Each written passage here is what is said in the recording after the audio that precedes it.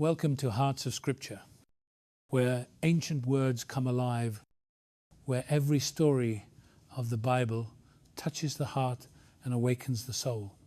This is the story told through the eyes of Dante Alighieri, the one who once walked through the depths of the soul and saw the light of heaven within the darkness of humanity. Today, I invite you to walk with me through that journey once more, not to hear another sermon, but to live again the pilgrimage of faith, of doubt, and of rebirth. I do not speak from memory, but as one who has walked, who has fallen, and who has been lifted up. Every word I speak is the ashes of doubt and the fire of grace. This is not only an ancient story, it is the story of every soul still wrestling between light and shadow, between the cry of the heart and the silence of God. Listen not only with your ears, but with your soul.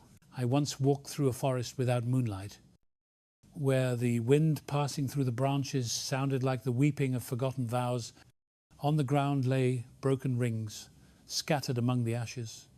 There I saw those who once swore to love until death, yet now were only lonely souls searching for the covenant they had lost. I asked one among them, "Why did you abandon what you promised?" He answered, "He no longer felt love." When I heard that, a sound like thunder echoed within me. Love is never a feeling. It is a flame lit by faith. It burns bright in the storm, and in the darkness, it reveals its true light. I realize that our generation has forgotten the true meaning of marriage. People build it with flowers, music, and words. Yet they do not understand that marriage was never created to be easy. It was created to be eternal. It is not a contract between two people, but a covenant between souls and God. Today, I see marriage turn into an experiment, a short spring, a fragile vessel placed upon the table of emotion. People marry when their hearts are full of inspiration, then leave when those feelings fade. But from the beginning, God did not design marriage to follow the rhythm of human hearts, but for human hearts to learn the rhythm of His. I remember the ancient vows spoken in the sanctuary, in sickness and in health, in prosperity and in hardship. Until death do us part. Those were not poetry. They were battle, a vow signed in blood and soul before heaven and earth. Every I do is a door open to the divine, where love is no longer held by emotion, but kept by faithfulness. And I see that while the world glorifies emotional freedom, God glorifies steadfastness. For marriage, in its original design, is not merely the union of two bodies, but the symbol of the unity between Christ and His church. When two people stand before the altar, they are not only speaking to each other, they are speaking to heaven and earth. I stopped in the forest night and understood that without God, marriage is only darkness. But when He is present, it becomes a lamp guiding two wandering souls. In those ashes, I saw a small light still unextinguished. It was the promise not yet destroyed, the seed of the covenant waiting to awaken. And I knew this journey has only begun. To understand marriage, we must return to where it was born, to the moment when God said, "The two shall become one flesh." Only when we look back to the beginning can we understand why the covenant remains sacred and why true love never dies. I remember the first pure morning when the world had not yet known sin. Light fell upon the earth like a gentle song, and the breath of God still lingered on the young grass there in the sacred garden. I saw the man standing alone. In his eyes was a longing to see himself in another soul, someone who could share his breath and his destiny. Then I witnessed the first moment of love, when God brought before the man a woman, not formed from dust, but from His very own bone. No words were needed. Their souls recognized each other before their eyes could meet. And when the man said, "This is bone of my bones, flesh of my flesh," all of heaven trembled. That love did not begin with desire, but with recognition God did not create the woman as a mirror to reflect, but as a flame to illuminate. They were not two copies, but two symmetrical halves of a sacred design. Each carried what the other lacked, and only together did the image of the Creator become complete. An angel walking beside me whispered, "They were created not to be the same, but to complete one another. Therefore, all true unity requires difference." Hearing this, I thought of us, the modern people who have gone too far from the beginning. We want our partners to be like us, to think like us, to react like us, so that life may be easier. But if Adam and Eve had been identical, there would have been no creation, no dialogue, no image of God within them. Marriage is not a mirror for us to admire ourselves, but a doorway through which we learn to love. And that doorway only opens when we are willing to step out of ourselves. I want to ask you something, not to test you, but to invite you to reflect. In your relationship today, are you seeking harmony, or are you seeking reflection? Do you want to be understood, or are you learning to understand? Share your thoughts in the comments below, so I know you are still here, walking this journey with me. Every word you write, even just one line, is the breath of presence, a sign that the Word of God is still working in the hearts of people. For a storyteller like me, knowing that you are listening means more than any glory. I am grateful that you have not let me speak alone. Returning to the garden, I saw light covering those first two humans. They stood not as individuals, but as symbols. In them, God revealed his deepest mystery, that unity does not come from sameness, but from covenant. One flesh is not a figure of form, but of destiny. One breath, not to share, but to sustain. When Adam looked at Eve, he did not see a servant, but a missing part of his soul restored. Yet over time, humanity has distorted that, meaning they turn one flesh into possession, covenant into negotiation, and love into contract. But true love is never an exchange. It is a gift freely given, the union of two souls beneath the shelter of grace. In the light of Eden, I saw that God did not simply create two people, but a reflection of himself, a love that always reaches outward, always seeks to serve, always longs to be made whole. From that beginning, he placed within the human heart an unerasable command. You shall leave your father and mother and be united with your partner, and the two shall become one flesh. That was not a law, but a song of unity, of peace, of eternal love that humanity still longs to find amid a divided world. If your heart stirs as you hear this, it is a sign that God is still calling you home. Not back to someone else, but back to him, the one who created you to love and to be loved. So if in your marriage or in your journey of love you feel distance, do not think it is the end. Remember that from the beginning, God used difference to weave unity. And perhaps within that distance, he is opening a space for you to learn again the language of love. Let these words remain in your soul like the gentle breath of that ancient garden. For there, God is still waiting, and true love has never been lost. As the light of Eden slowly faded, I saw the hills covered in the shadow of dusk, where the wind carried the scent of ashes and tears.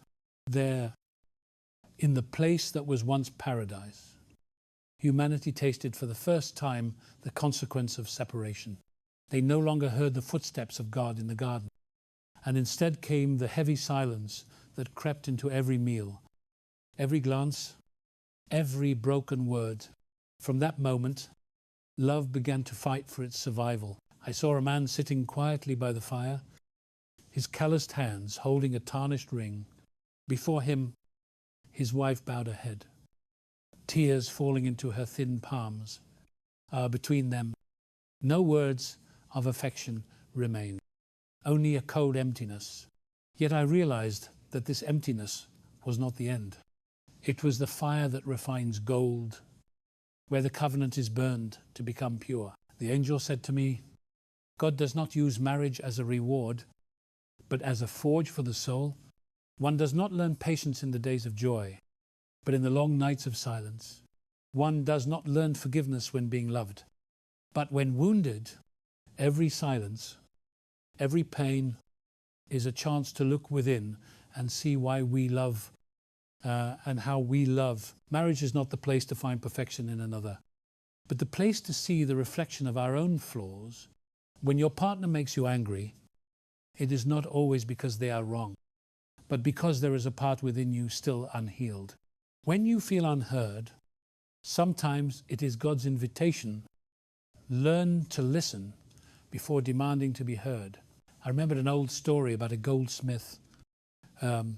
He melted gold in fire, and as it boiled, he patiently removed each layer of impurity that rose to the surface. Someone asked him how he knew when it was ready. He smiled and said, "When I see my reflection in the gold, I know it is pure." I thought of marriage.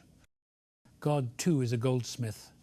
He places us in the fire of conflict so that pride, selfishness, and fear melt away until he can see his own image in that love. But humanity fears the fire. We want love to be warm, not burning. We want comfort, not endurance. So when trials come, we call them mistakes, but God calls them process, for he knows no gold shines without being refined. No love endures without being tested. I saw a husband, after his anger, quietly walk out of his house. He went to an old church and sat before a worn cross. In the flickering candlelight, he whispered, "Lord, I was wrong." And elsewhere, his wife knelt in the dark, holding her ring tightly, saying the same words. They did not know they were praying together, but God knew. He saw two souls apart, both turning toward him, and in that moment, something miraculous happened. The distance between them began to close, not by words, but by grace. True love does not live in moments of harmony, but in the moments when we want to give up and still choose to stay not out of fear of loneliness, but out of faith that God is still at work. When we take one step back, God steps forward into the middle. When we stop speaking to listen, God begins to speak for us. When we choose to forgive without being asked, he uses that act to rewrite the story. Marriage is a covenant, and every covenant bears blood, tears, and sacrifice. No love is holy without the cross. So do not be surprised when marriage brings pain. In that pain, God is teaching us to love as he loves, without condition, without demand, without taking back the promise. I looked again at the couple by the fire. They were still silent, but something had changed within that silence. The husband reached out his hand, and the wife did not pull away. Just a small touch, but enough for light to return. No longer a fierce flame, only a gentle warmth. And I understood God never leaves the covenant that his own hand has witnessed. True love is not a constant feeling, but a daily renewal of will. It does not promise ease, only the presence of God along the way. And when two souls allow him to stand between them, what was once broken will be mended by a cord that cannot be severed. I left that hill with a heart full of gratitude, for now I understood. Marriage is not a journey to find someone who makes us happy, but a journey to become holy. In the furnace of the soul, true love does not vanish. It is refined, and when the covenant is tested by fire, it does not burn away. It shines brighter than gold. When I left the valley of trials, another path opened before me, covered in a light as soft as the cloth of mourning. There I saw a small house with a low roof and dark wooden doors. Inside, a husband and wife sat together, their hands gently touching without a word. Between them, a candle burned slowly, the smoke of incense rising into a thin veil. I knew I was standing before something sacred, for in that silence was the presence of the one unseen. The angel whispered beside me, "This is marriage in the image of Christ and his church." I looked around and saw no throne, no crown, only stillness. And I understood that true love does not need to display itself, for its light shines from within. When Christ loved the church, he did not wait for her perfection before reaching out. He loved her when she stumbled, when she was distant, when she was broken. He stooped down not to rule, but to lift up, and that became the pattern for every love built in his name. The husband in that small house had rough hands and weary eyes. Yet, when he looked at his wife, I saw the gentleness of a man who had learned to bow before love. He spoke no grand words, only placed his hand quietly on her shoulder. That simple gesture carried a vow that he would stay, endure, and love as Christ has loved.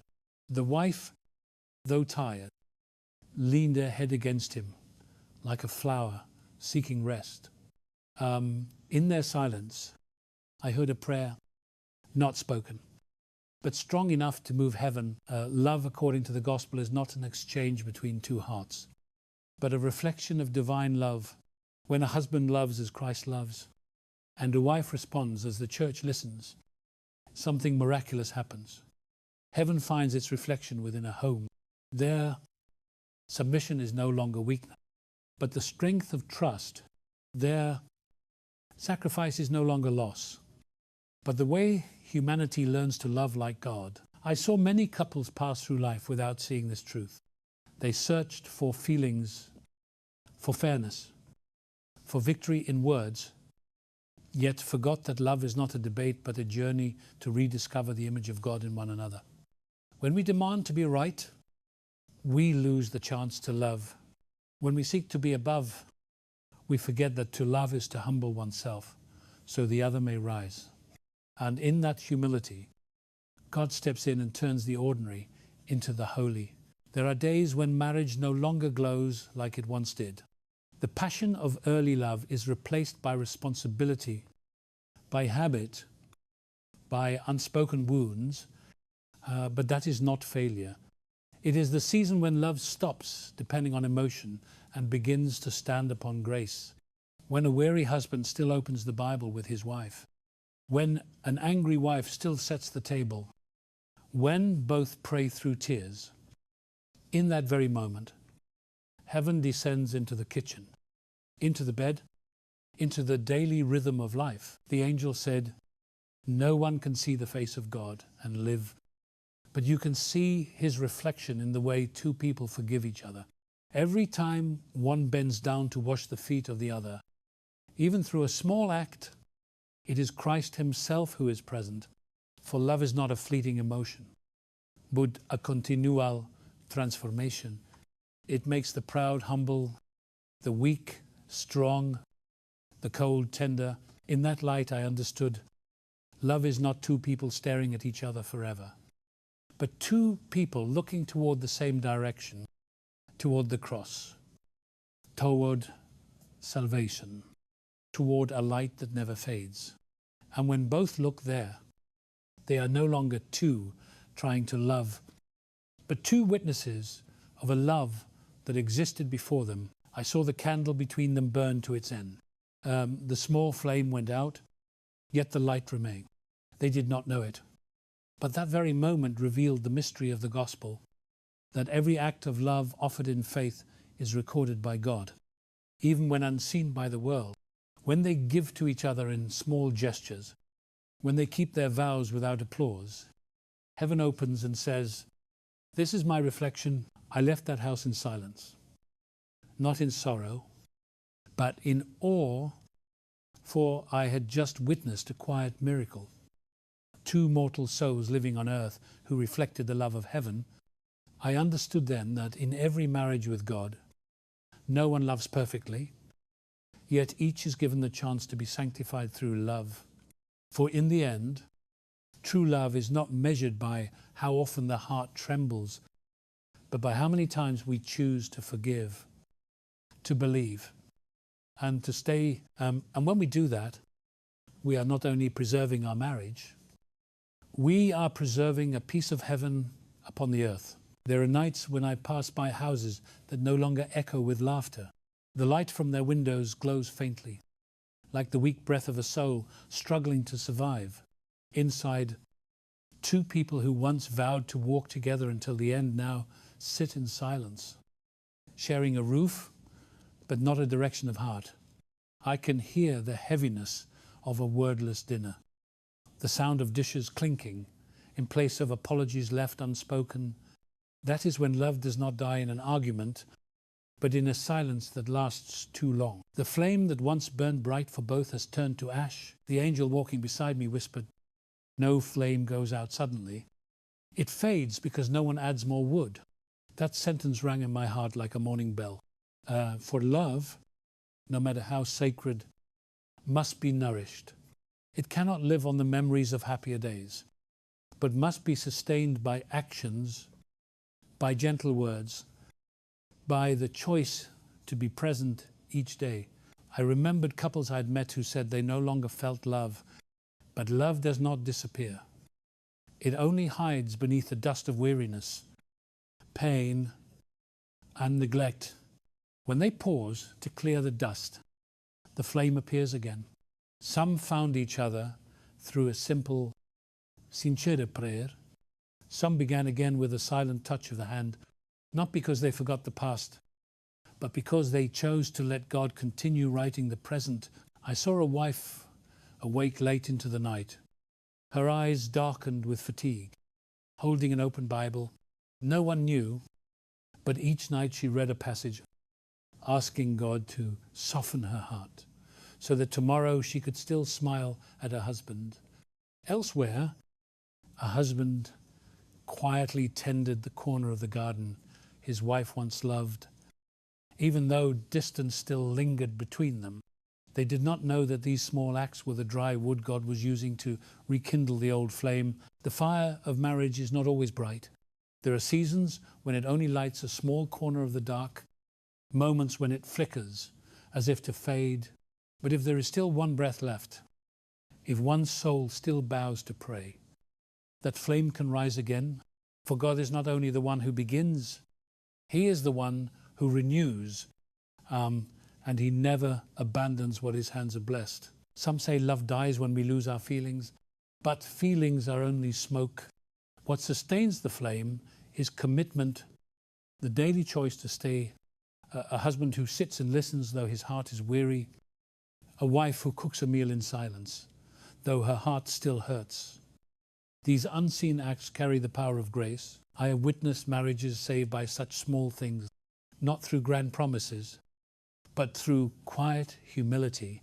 For love is not resurrected in cheers, but in tears and perseverance. When two people stop to face their wounds instead of blame, to pray instead of hide, the impossible becomes possible. I remembered the image of a small candle in a cold room.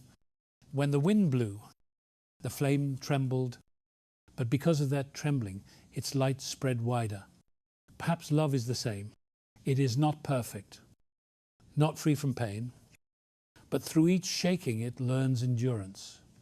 Without cold nights, how would we know warmth is grace? Without silence, how would we understand the worth of a sincere word? God never promised that marriage would be easy, but He promised that when two keep Him at the center, the fire will not go out. He did not say it would always be joyful, but He said we would never be forsaken. Perhaps in the nights when we feel most alone, He is sitting beside us, waiting for us to open our hearts so He can reignite the light. I saw that couple again in their house. Silence still lingered, but I noticed something had changed. The husband turned and placed his hand upon his wife's. No words were spoken, but their eyes softened. The candle on the table flickered, then grew brighter. The angel smiled and said, "When two souls bow together, heaven draws near. I understood then that the flame of marriage does not need to burn endlessly.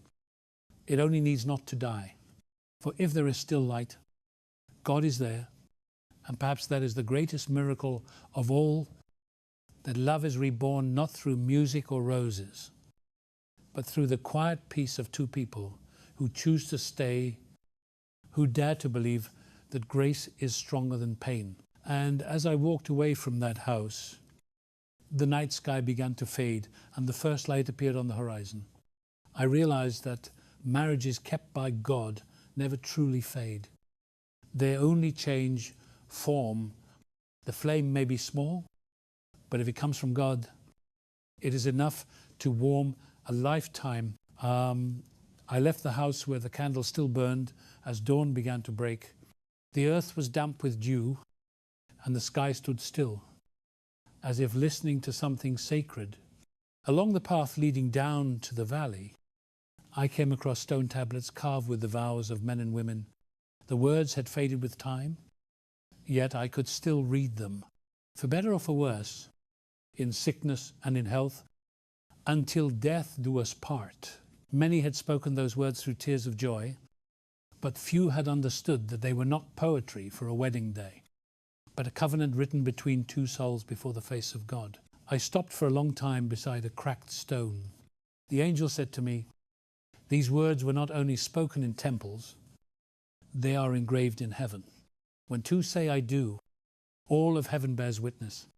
That vow becomes a covenant, and a covenant cannot be broken by changing emotions. Yet people forget they keep their vows while their hearts are warm. But when the cold winds come, they think they have ceased to love. They do not understand that love is not measured by joy, but by faithfulness. Some say marriage dies when feelings fade, but feelings are only waves, and the covenant is the sea. The waves may withdraw, but the ocean remains. When two people marry, they do not only make promises to each other, they make a promise to God. They do not say, I will love when things are easy, but I will love even when storms come. That is a warrior's vow, not for hearts seeking comfort, but for those willing to fight with faith. I saw a husband and wife arguing in the middle of a field. Their voices rose, and every word flew like an arrow. The angel placed a hand on my shoulder and said, "This is when people forget who the real enemy is." In marriage, the enemy is not your spouse. It is the pride hidden within your own heart. When you seek to prove yourself right, the covenant begins to crack. When you choose silence to protect peace, love is mended again with a thread of humility. The covenant is a battlefield, and the only weapon is faithfulness, not blind faithfulness, but one born from the understanding that what you are protecting is holy. I saw the husband bend down to pick up a broken piece of his ring, wipe off the dust, and put it back on his hand. No one told him to do it. It was the quiet voice within saying, "Do not give up." The wife's tears fell upon her hands, yet her lips still prayed. In such moments, marriage is not destroyed. It is saved. True love does not promise to avoid pain. It promises not to abandon. Each act of forgiveness is a thread that repairs the covenant. Each choice to stay is a prayer lifted up, and when both bow their heads, God continues the story with the ink of mercy. He does not demand perfection, only honesty in the keeping of the vow. I remembered the words of an old hermit who once spoke to me by a river. He said, there are two kinds of love. One seeks happiness, the other seeks holiness. The first fears pain, the second transforms pain into grace. When I asked how to know which kind we hold, he smiled and said, if you still pray for the one you love, you are still within the covenant. The world calls a vow a ceremony. God calls it the beginning of a journey. Every step in marriage is an answer to the question, do you still remember what you promised? When the answer is still yes, that love remains alive. There are days when we can only love through silence, days when all we have left is patience. But it is in those moments that the covenant is renewed. I looked up and saw the sky clear and bright. A gentle breeze passed by, carrying the scent of peace. I understood then that marriage is not a crown to be displayed, but a cross to be carried. When we bear it with gratitude, the burden becomes a blessing. When we bear it with complaint, the blessing becomes a burden. Each person has the choice. Before leaving the valley, I looked back at the stone tablets. Many stood whole and shining in the sun. Some were cracked, some fallen, yet I knew God saw them all. He does not count how many times one has fallen, only who still wishes to rise. And to those who keep their vows, even in silence, he calls them victors. I walked on in the gentle light of morning, my heart calm as if it had heard a hymn. I understood that vows are not meant to be remembered only on the wedding day, but to be lived out every day after. The covenant is not poetry to recite, but a battlefield where love must fight to the end. And in every battle of love, God is the commander leading the way. He does not promise an easy victory, but he promises to walk with us until the fire upon the altar never goes out again. There are days when love no longer speaks. Between two people who once vowed forever, there is only silence, not the silence of peace, but the silence of distance.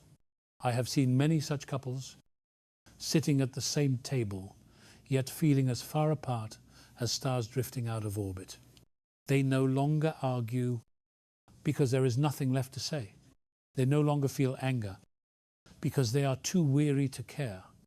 Only the quiet remains, like mist covering words that were never spoken. And within that quiet, the soul faces its deepest trial. I once asked the angel beside me why God allows love to pass through silence. He answered, because sometimes people can only hear God when they can no longer hear each other. When all words have faded, what remains is what is true. Love that depends only on sweet words will vanish when the wind changes. But love built upon patience and faith in the silence becomes eternal. I saw a husband standing at his doorway, holding a wilted flower. He wanted to knock, but lacked the courage. Inside, his wife sat rereading old letters, her hands trembling, her heart still aching. Between them was silence, heavy as an invisible wall. Yet in the eyes of God, silence is not the end, but the beginning of healing, for it is only in stillness that the soul becomes humble enough to see itself. Silence is the language of the soul. It teaches what noisy conversations never can. When we stop speaking, we begin to listen. When we stop defending, we begin to understand. And when we stop demanding love, we begin to learn how to love. In silence, we hear the real heartbeat of love. No longer possession, but gentle presence. I remember a wife once told me she prayed for her husband to change, but instead God changed her. She said, God did not fix the other first, because he wanted to mend the heart that knows how to wait. When she stopped judging, their silence was no longer emptiness, but a pause, and in that pause, grace intereth. Marriage is not sustained by happy days, but by quiet nights when we still choose to stay, when we sit beside one another with nothing left to say. God sees that as prayer. When we stay silent to avoid hurting each other, he counts it as a sacrifice. And when we forgive in silence, he calls it a hymn. Some wounds can only heal when we stop touching them. Some memories must be covered with a silence of mercy. For forgiveness is not forgetting. It is ceasing to let the past have power to wound us. God does not ask us to be strong. He only asks that we keep our hearts open. For the moment, we open even a little. It enters gently as breath. In the silence between that man and woman, I saw light begin to change. The husband placed the flower at the door and sat down to wait. The wife opened the door and looked at him for a long time. Between them, something small but sacred happened. Not an apology, not tears, but a shared gaze that said, we are still here. Sometimes that simple presence is enough for God to begin his work. Silence is not the space between two souls. It is the path God walks through. When words can no longer reach, his Spirit does. When weary hands no longer wish to hold, he ties their hearts with an unseen thread. Love does not die in silence. It only sleeps, waiting to be reborn. The angel said, when two people are silent, yet their hearts still turn toward each other, heaven hears them more clearly than ever before. I believe this. I have seen couples, after years of separation, find their way back with just a silent look. They do not need to say, I am sorry or I forgive you, for true love needs no proof, only presence. I understood then that marriage is not sustained by beautiful words, but by quiet moments of endurance. Every time we choose to stay, even in silence, we allow God to keep writing the story. And in those pages, he writes not with sound, but with a breath of grace. I left the house that evening as the sunlight tilted through the trees. The wind carried the distant sound of church bells. I whispered a prayer that all couples living in silence may hear his voice, not with their ears, but with their hearts. For when human voices fall silent, God begins to speak, and in that holy stillness, love is reborn, gentle, humble, yet stronger than ever before. There is something I have come to realize after many journeys through broken homes, that most people who once loved deeply never truly lost love. They only lost their sight. Love does not disappear like a flame that dies. It is only veiled by the smoke of hurt, careless words, and pride that has not yet learned to bow. And then people begin to see each other through the eyes of judgment instead of mercy. I saw a husband watching his wife through the kitchen doorway as she washed old dishes. His eyes no longer carried warmth, only weariness. He did not notice that she too was tired. Only in silence.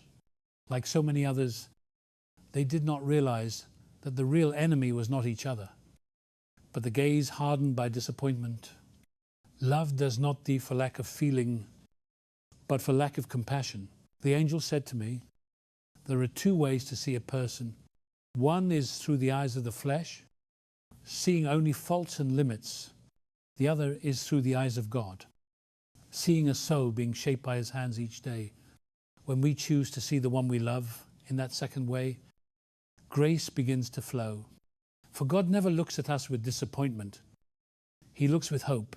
Someone once told me that after many years of marriage, they no longer felt love. But when I asked, do you still pray for her? He lowered his head and said, yes. I smiled, for prayer is the highest form of love. When we no longer have strength for tender words, yet still have heart enough to place that person before God, that is proof that love has never left. True love does not need perfection, only perseverance. Every time we choose to forgive, we help love return to life. Forgiveness does not mean forgetting. It means refusing to let old wounds control the present. When we dare to see the other with new eyes, we begin to see what God sees. And when we learn to look that way, miracle apprend, not in flashes of passion, but in the quiet light of mercy. I remember the story of an old woman I met near an ancient church. Her husband had long passed, yet every morning she came to pray. I asked her why she still prayed for someone who was gone. She smiled gently and said, because I have never stopped loving him. She told me some prayers are not for the one who left to hear, but for the soul that remains, to remember that true love is never buried. It only goes deeper into eternity. I understood then that love given by God does not vanish. It only changes form. When two people have lived together for many years, love no longer burns like it once did. It becomes the slow glow of embers. The world calls that cooling, but it is proof of endurance. Only a true fire can burn slowly without dying. When we give thanks for the simple presence of the one beside us, even for the smallest thing, the flame stirs again. A quiet thank you, a gentle look, a hand held in the night. These small gestures are the miracles that save a marriage. I saw an old couple sitting on their porch, speaking little, watching the sunset together. They no longer needed explanations or promises. Every touch between them was a renewed vow. They had known arguments, misunderstandings, wounds, yet they were still there. In the wrinkles and the silver hair, I saw a different kind of beauty, the beauty of faithfulness. I realized that when people learn to see one another through the eyes of grace, every wound can be healed. For grace does not seek worthiness, it seeks willingness when we see the other not through the pain they caused, but through the value God still sees in them.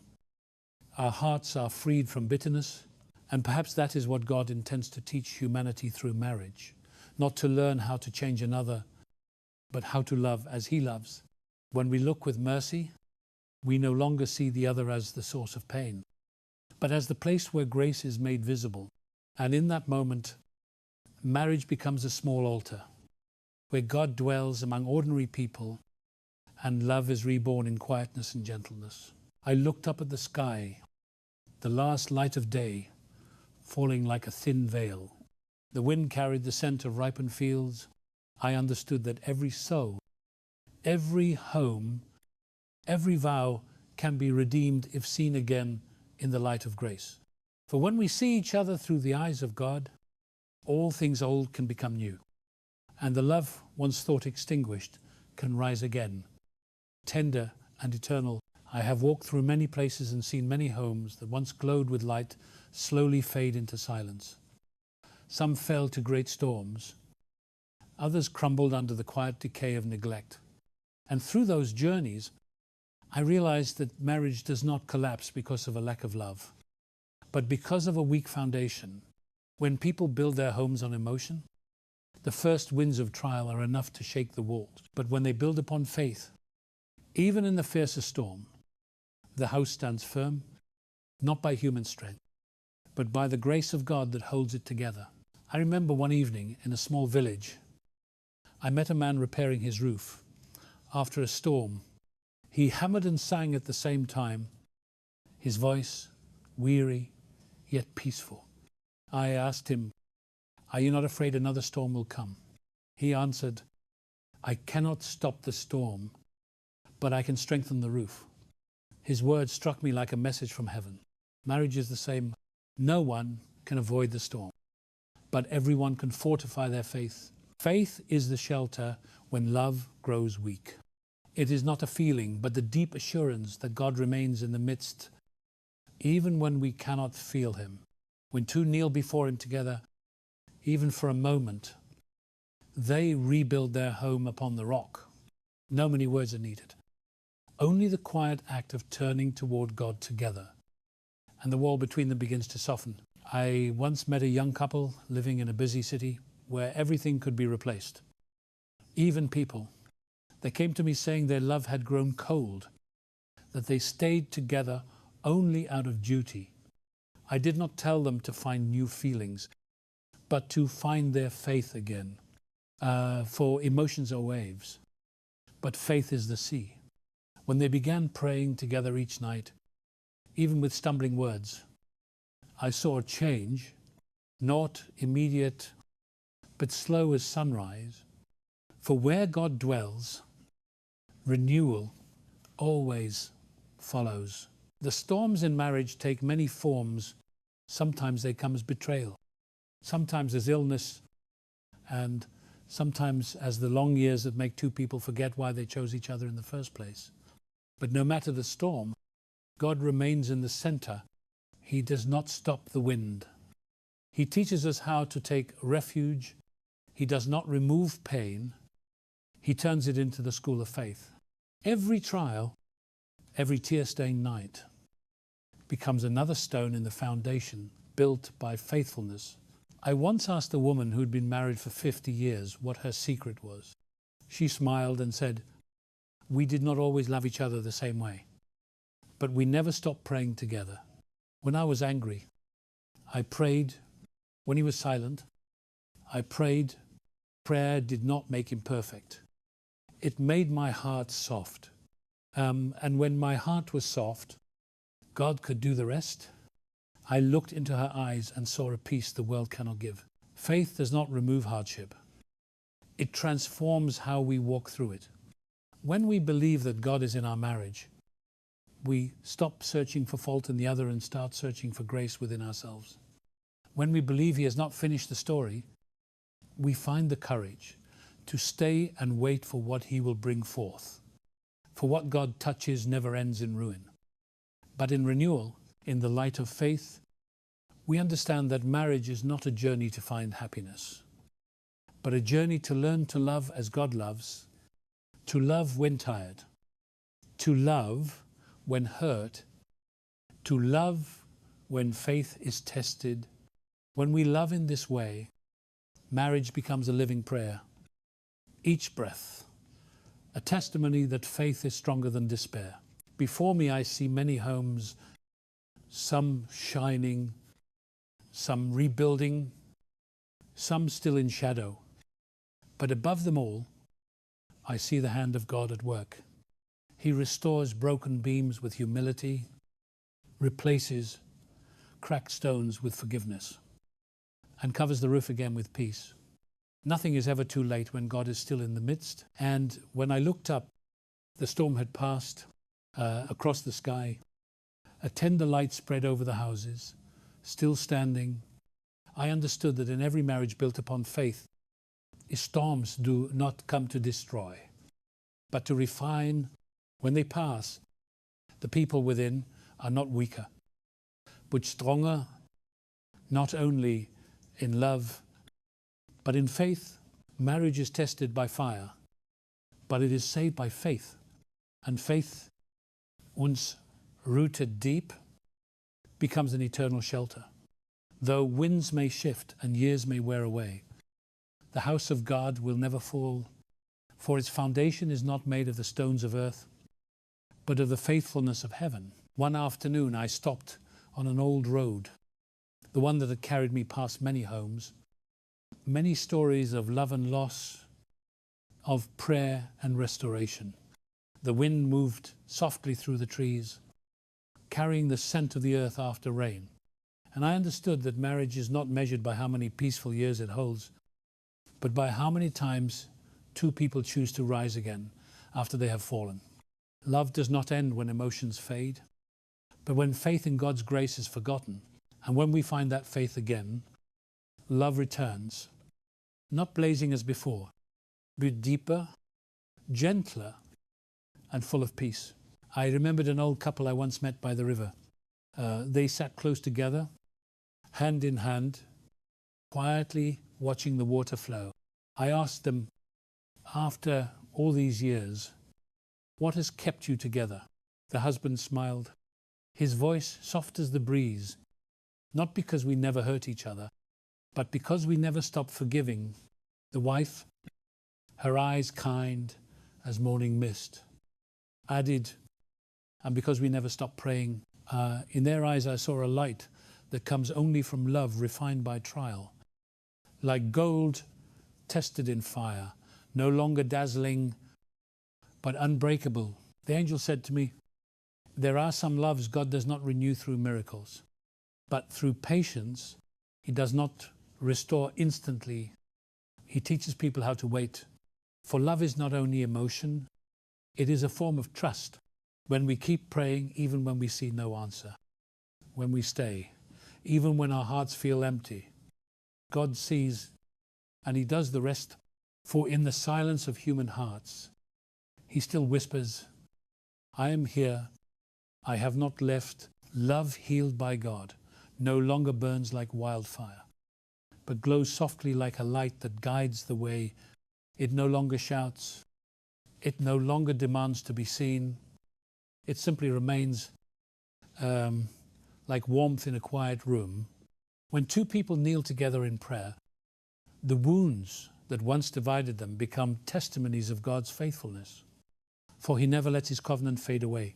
I thought of all the promises people have spoken in their lives, some forgotten, some broken, but the promises made before God still stand. He does not count how many times we fall. He counts how many times we return, and every time we come back, even in a single breath, he opens the door of grace again and says, I'm come home. This house is still yours. I saw a wife opening her door for her husband after years apart. There were no accusations, only tears and an embrace. The husband fell to his knees, saying nothing, resting his head upon her shoulder. In that moment, I saw the image of God embracing humanity, not with power, but with mercy. True love does not hold on to pain. It turns pain into the foundation on which trust is rebuilt. When people choose to forgive, heaven opens. When people choose to stay, grâce pour down. Marriage is not the journey of finding the perfect person, but the journey of becoming whole together in God's hands. Each time we choose to love again, we bear witness that his love is stronger than the world's wounds. And that is what makes marriage a miracle. Not because two people are strong enough to hold each other, but because they allow God to hold them both. I looked up at the sky as evening fell. The light stretched across the river, shimmering like a golden ribbon on the water. I understood that when marriage is placed back into God's hands, every ruin can become a beginning. When we love not from feeling, but from faithfulness, that love endures through every season. And when God is at the center, that love not only saves two people, it becomes a light for generations to come. Finally, I knelt and prayed softly. Lord, touch the hearts that have closed, rekindle the flames that seem to have died. Let them see each other through your eyes.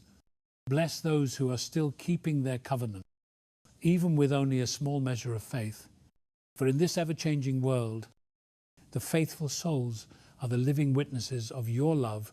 And if you are hearing this now, know that God is still present in your marriage.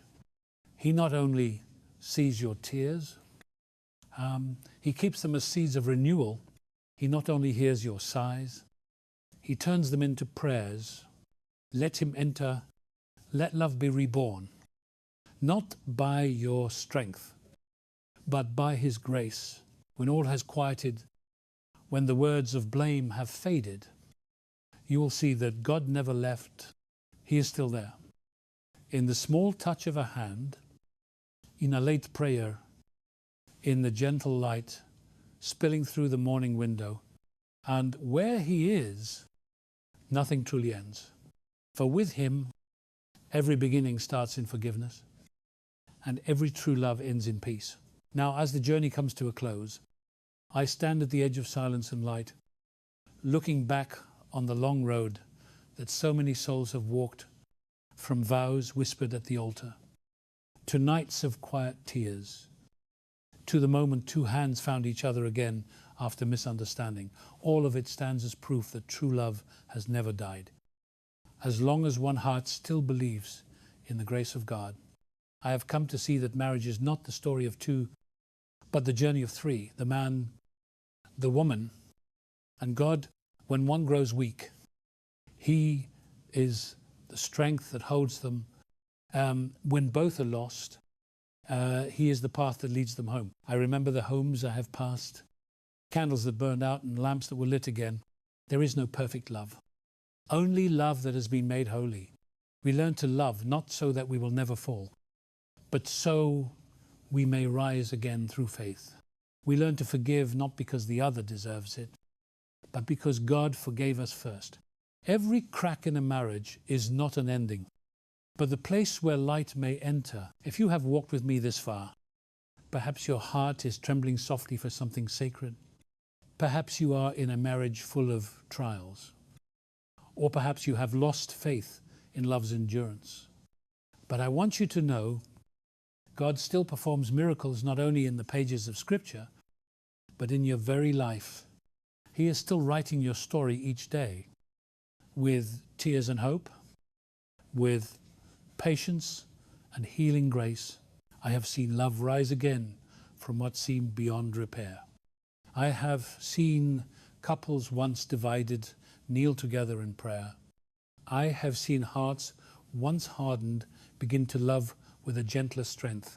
And I know it was not because they were strong, but because they invited God to stand between them. Where He dwells, fear has no place.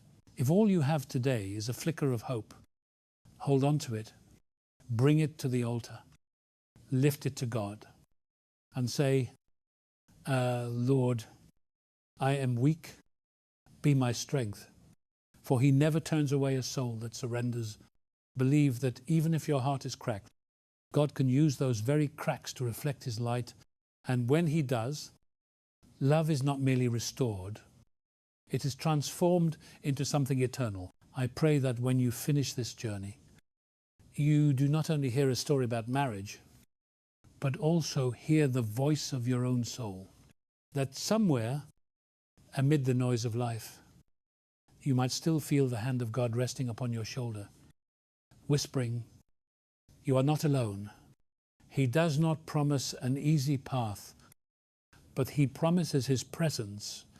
And sometimes knowing He is there is enough to bring peace back to the heart. May peace fill your soul. And may the word of God you have heard today walk with you through every step ahead. I pray you find light in silence, strength in faith, and rest in His presence. May your home be filled with peace, your heart with courage, and your spirit with a quiet trust that you are never alone. When you close this message, remember one thing: God is still beside you in every moment, every breath, until we meet again. Be strong, be gentle, and stay near His grace. I thank you for walking this journey with me, with a heart that listens and a faith that endures. Thank you for letting these words reach your soul, for allowing faith to take root once more amid a restless world. May God bless you and your family, bring healing to what has been wounded, and keep your heart steadfast in His love.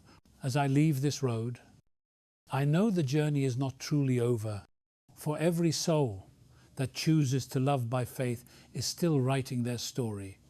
And in each of those stories, I believe God is smiling